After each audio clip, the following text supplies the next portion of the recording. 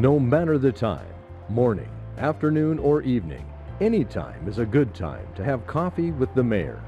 So let's join Mayor Sandi Bloem as she goes in search of the people, places, and events, both current and historic, that make our community unique.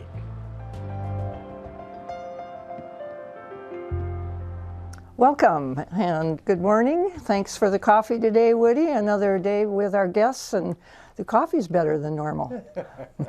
The boys got a new machine back there. I hear that. That's we're good. Drinking pretty high. Today, we're going to talk about education. Remember, we met with the board, the council did, and been a lot of things going on, and these bright young people have come up with a new concept on education. Yeah, so we have two new faces with us today, so thank you for joining us. We have Amy with us today, Amy Evans, and is the board president of the new association we'll be talking about, and Chris Pfeiffer, who is the marketing chair of this new association called the Coeur d'Alene Education Partnership. So let's start off, and why don't you tell me, what is the Coeur d'Alene, what is this organization? What's your purpose? Well, the Coeur d'Alene Education Partnership is a new nonprofit that was founded this fall and launched in November. And we are dedicated to promoting excellent public education in Coeur d'Alene. And our board currently is consisted of 11 parents, community members, and business leaders in the community. And we work together, again, just to help promote excellence in public education. And we work to advocate, inform, and unite the community around our public education system. So, Chris, both of you are fairly young compared to the other two sitting at the table today. Nobody said that to me. No, nobody said it. So your board is, would you say you're a group of young parents primarily, or explain your board to me? Yeah, I think it is mostly parents or people who I think will be parents soon. So everybody, I think, had a vested interest in making sure that all of the things that they see that are great about our school district remain that way, and trying to figure out how to fix the things that they saw that might need fixing. So name a couple of your other board members for me, just so see if their names we recognize. Well, let's see. Chris Meyer is the one who probably has the youngest children in the group, and then we've got Lisa Mays, got 3 kids, and Lisa Overby has 2 kids, and then there are the Cladar family, which seem to have the most famous kids in the state, and there's, I think, 5 of them, and a whole bunch of folks. And then help me out, who else are we? Wanda Quinn, who's been an advocate of quality public education for years by serving on our school board, is a board member, and she heads our advocacy committee. We have a couple of advisors, Paula Morano and Diane Zipper. They don't serve as board chairs, but they do help advise us on current education issues. How often do you meet? We meet as a board once a month, regularly, and then never fails, we're planning an event or something comes up, and so we seem to come together, at least a portion of us, at least once a week. Okay, so you have a board, and then on top of the board you have an organization of other people. Correct, right? correct. Yeah. How many other people would you say? Our membership currently consists of approximately 55 members, and our Facebook page took off like crazy in the beginning, and well, currently is still going, and we have approximately 360 members on our Facebook page. So those of us, Woody, that use Facebook could join on Facebook. yes, yes. Something else we have to learn. That's right. That might leave us out. I'm not too sure. Yeah, Facebook. Yeah. I'm feeling aged here. I have a question for you. Is the group you talk about, quality education advocate issues, is it them against us? It's education seems to be up in the air, and you're this or you're that, and this is important and that's not important. Are you guys in the middle of all that? That's a very good question, and we don't see ourselves as our organization as us against them. And currently there's a lot of changes going on, especially locally in education, and we do try to stay informed of everything that's happening. But our mission and goal is to unite the community and engage them in our public schools. And so doing that, we've identified a way to bring the community into the schools by volunteering. And we've launched our volunteer program at Bora Elementary. And Bora was identified as a school with a high need of male presence on the playground. So what we did is we partnered with the Coeur guys, and they're a service group of young business professionals, and they came in at noon recess and led group activities, especially with the young boys on the playground, and I'm sure the girls played football as well, but they had such an influence at that school by demonstrating conflict management, appropriate behavior, and just being there as a male role model. So that was our first substantial partnership.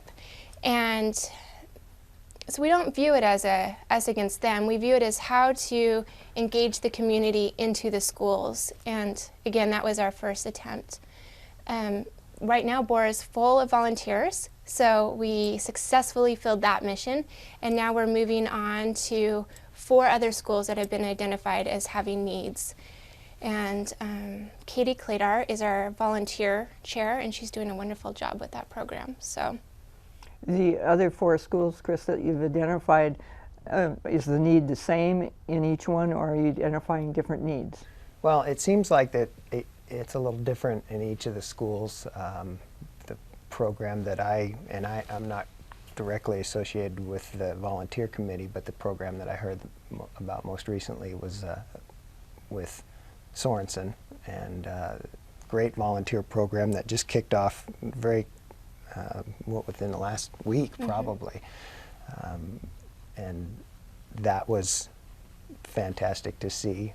You know, Sorensen has a lot of parent involvement already, so this was something that we didn't necessarily expect in the same way that Bora needed volunteers. So they're 2 completely different schools with completely different needs, but both have been really great to start with. So that's interesting. I like that approach a lot. So you said this is about excellence in education. Can either of you identify for me what excellence in education is? well, one thing that our community has voiced strongly in the last several years was having options for their kids, and whether that be a school of choice or having a say in the curriculum that's served, it's become very apparent that parents want to have a voice in education. And I feel that we feel that that's one element of excellence in public education. So our local magnet schools have been a huge success. Ramsey and Sorensen and Lakes Middle School. I'm probably forgetting a few others here. But that just really filled that itch that parents had to give their children different opportunities. So that's one way of continuing excellence in public education. Another is we feel strongly that a vital community and strong businesses in the community lead to excellence in public education. We want our schools to be strong and attract new businesses to the area and encourage young families to move to Coeur d'Alene. And we just hope to continue to do that by bringing the community into the schools. Did either of you go to the public schools here? I did. That's so, right. Yeah. Right. First through 12th. Right. My whole run. Yes, and your father, I know, was a leader in our educational system, so you have some background there, which is wonderful. I have just a thought along the issues and volunteers, things that sound really interesting, and then there seems to be a focus on security all of a sudden. Do those all fit together? Or am I listening to the national news too much? You mean bringing volunteers into the school and the protection? Yeah, all that issue. That's a good question. So all of our volunteers, when they're brought into the school, they do about an hour orientation. And during that time, their driver's license is ran through the system that's been set up currently by the Coeur d'Alene School District. And I believe it's called Raptor. And it checks them for any hits that they may have against their driver's license. So if they have had any violations against children, and that would identify them as being safe to be in the school. So do the schools, do they have to manage it? Is it another kind of, oh my God, I got to deal with all these volunteers and who's going to do it today? Nope, that's what we do. That's our role, and we manage the volunteers, and we have a schedule created that the volunteers can check, and they schedule themselves in, and we meet them and greet them until they're up and running and comfortable to be there on their own. Okay. Mm-hmm. So are you finding that the schools are really receptive to what you're doing and having more volunteers in the schools? Yes, very receptive. And Mrs. Hansen at Bora has just been wonderful to work with, and it's just been a really nice fit and easy launch for CEP and to begin that partnership, yeah. So. As young people in the community, you have a lot of choices, I think, today. And would you choose to stay here because of the educational system or not stay here? In other words, is part of your drive to make sure it's a place you want to continue to live so you have that education for your own children? Would you say that's part of the drive? Yeah, I think so. Amy and I probably come from different places on that, just because I have roots that go back long enough. I might be staying in Coeur d'Alene regardless, but yeah, we realize that there are some things that can happen to cause people to leave a community, and if the schools aren't providing what they want, then that's a big one. So we want to make sure that is as minimal as possible. Mm-hmm. And it is. We've heard that many times. That I think you can hear Steve say that, Steve Griffiths from Jobs Plus, is that the educational system is one of the things that's looked at most when people choose to either stay here or relocate here. So we applaud you. Would you say you are political? Our organization? Mm-hmm. Well, we are in the process of filing for 501c3. And we were very intentional about filing for a 501c3 over another option, which was a 501c4. And so the answer to that would be no, we are non-political. We do hope to educate the community on current issues. A common question that we receive is, will you endorse school board candidates? And being that we are applying for a 501c3 status, we will not be endorsing school board candidates, but we will be hosting a candidate forum who will be moderated with our partner, the Coeur guys, Coeur group. And they will ask the questions and moderate the event. They have an excellent history of moderating candidate forums. And we will be hosting the event and promoting the event. Okay, that's wonderful, and that's a great partnership. Mm-hmm. They have done the last two candidate forums that I'm aware of, that we've watched, and I think they have been as well run as any I've ever seen. So I'm glad to hear that that's what you're doing. Yeah, we're really excited about having the opportunity to share the candidates with the community and giving the candidates the opportunity to share their passion for education with our community. So when it sounds like a part of your mission, or a good part of it, is to keep the community informed on things that are coming up with education or things going on with education. So how do you plan on doing that? You say you're on Facebook, but some of us aren't on. I even got the word right. I usually call it face page, for crying out loud. My kids could. So Facebook, and what other means might you use to educate the community? This is probably your expertise. Yeah, well, we're figuring out some of that. We have a lot of tools through the newspaper, and we have been trying to get a newsletter for the group off and running. We keep having trouble with our communication position, and the person who would normally do that has been tough to get secured. So we're having a little trouble getting some things going, but other things have gone real well. So our website and our Facebook page have been really helpful in getting the word out on the things that we want to work on. And then sometimes we just do grassroots things. We'll print up some flyers and hand them out to people who are going to either be at PTA meetings or whatever. So, each time we need to get the word out, we've been able to do it, and it'll probably change the ways we do that with each event that comes up. So, I have a question for you real quick, just to 501c3, 501c4, the difference? You made it sound like it's special. There is a difference, and I'm not an expert in this arena, but I will answer to the best of my ability, and Chris, you can help me I don't out. want you to feel on the spot or anything. Yeah, really, we need our attorneys on our board to answer this question. But a 501c3 is just a general nonprofit status, and with that, we are not allowed to endorse political candidates. Okay. A 501c4 has a different.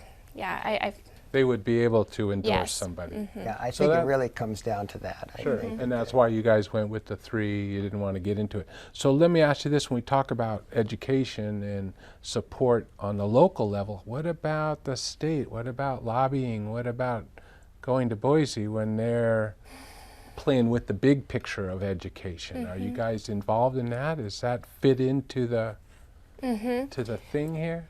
we can take a stand on issues, and we have to be careful of that, and we're constantly consulting. Again, we have 2 attorneys that sit on our board and 1 as an advisor, and so this 501c3 versus 501c4 is new language to a lot of us on the board, so we turn to them for advice and guidance. One of the things, though, about, you said state issues in education, is Don Saltman, the vice president of the State Board of Education, just spent several hours with our board educating us on current issues that are happening in the state, and also educating us on Complete College Idaho in that initiative. So we're seeking to educate ourselves so we can inform the community accurately and form opinions on where we think the education needs to go in the state. So we're at the baby steps of it, and we have a lot of knowledge coming our way, so we're absorbing it all and trying to distribute it through the community. Another thing we did is we had a State of the District forum, and that was, we're hoping to do it every year, so this was our first annual. It was at the end of January, and it did air on Channel 19. And we met with the Coeur d'Alene Schools superintendent and administration, and they covered 4 key topics that were important to our district. So we had over 200 guests in attendance, and they were able to submit questions to ask the administration. I saw, I remember that. I haven't watched the whole, but I did see that, and that was very informative. That's great. So you're doing some things that obviously have some costs to them, and you're a nonprofit. Is there dues to belong, or how are you raising funds for your organization? We have minimal costs, but there is some overhead of holding an event, and even just brochures and filing expenses for the nonprofit. We have memberships available for $15, and that helps us be able to spread our word and, again, unite the community and engage them into the schools. There's also other levels, but it's as little as $15 to become a member of CEP. And can anyone become, how does membership happen? The easiest way to become a member is through the website. You can sign up and make a credit card payment that way. There's also the events that will have sign-up capabilities there, and we've had people write checks at certain events and that sort of thing. So I think it's pretty easy to do. So this just isn't about just the grammar school 1 through 12. You guys are moving forward. I mean, I keep hearing education. I'm thinking it's after 12, and you're hearing it different, before 12. So this is right now, it's in the 12, but you're going to cover all this college where we are right now, NIC and U of I and Education Corridor and all that. Yeah? You're right. One of our goals, and we hope to move into the focus of this after the launch is complete, is bringing professionals into the high schools and even the middle schools and working with students and helping them identify a path. And so let's say you're a local physician from KMC. We'd invite you in maybe to a health professions class, and they would say, this is what I did. I identified the school I wanted to go to as my undergrad. I then applied for medical school, and these grants were available, or this is the path I took to get there. and explain to the students that it is an option to achieve your goals and to define your path and to start that mindset earlier in their student careers. Is your organization, did you look out around other places and find a model or someplace else that's been successful with this? Mm-hmm. There's another organization in the Boise area called Treasure Valley, I believe, Education Partnership, and we turn to them a lot for advice and information. So they have a very successful model going, and so we don't have to reinvent the wheel entirely. Entirely, which is always good, right? Yes. Right. Yes. So, Chris, in your role, what do you have on your plate coming that would really inform? If you're a marketing director, what's on your plate to really bring us into? We've always got things that are going on with the website and keeping that informative and user-friendly. We also have, whenever we sit down and get our events planned out, we have a lot of work that goes into that. So I imagine that the forum coming up will soak up a lot of that energy.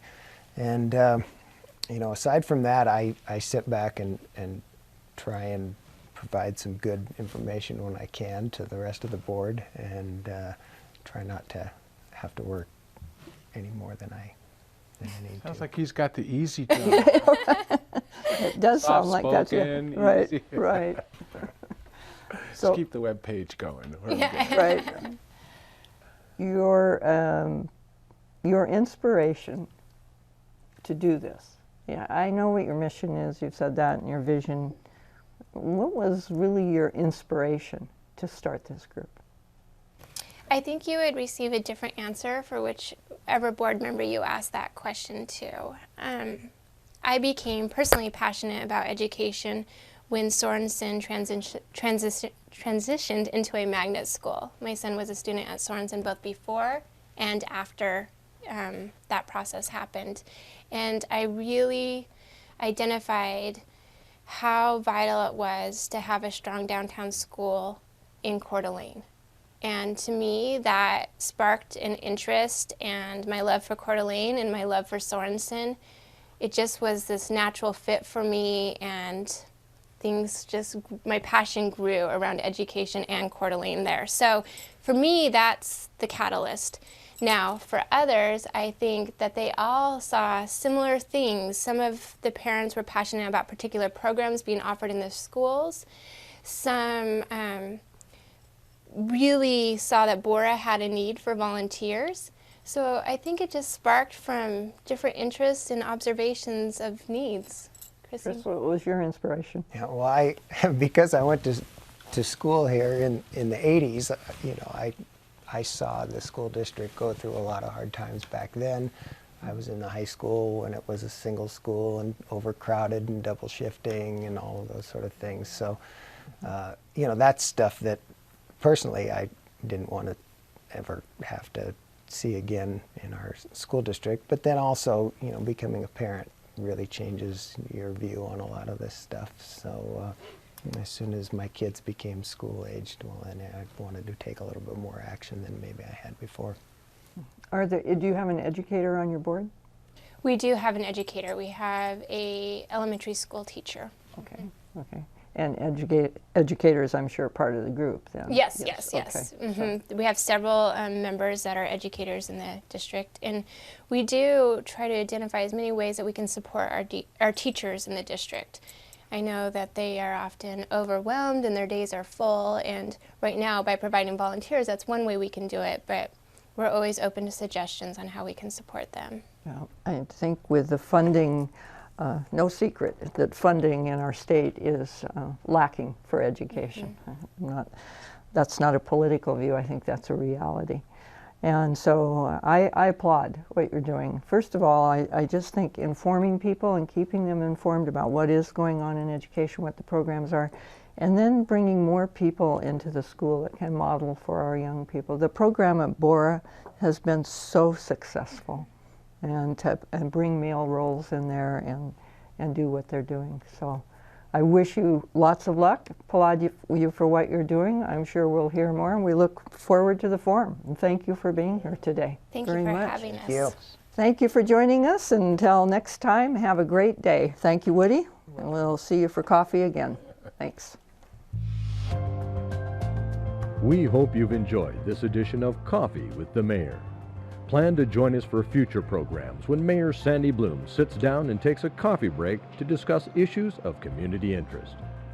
We would like to thank the following sponsors for their support: Rustler's Roost, Big Country Helicopters, and Time Warner Cable. So brew a pot of your favorite blend and sit down with us next time when we once again have Coffee with the Mayor.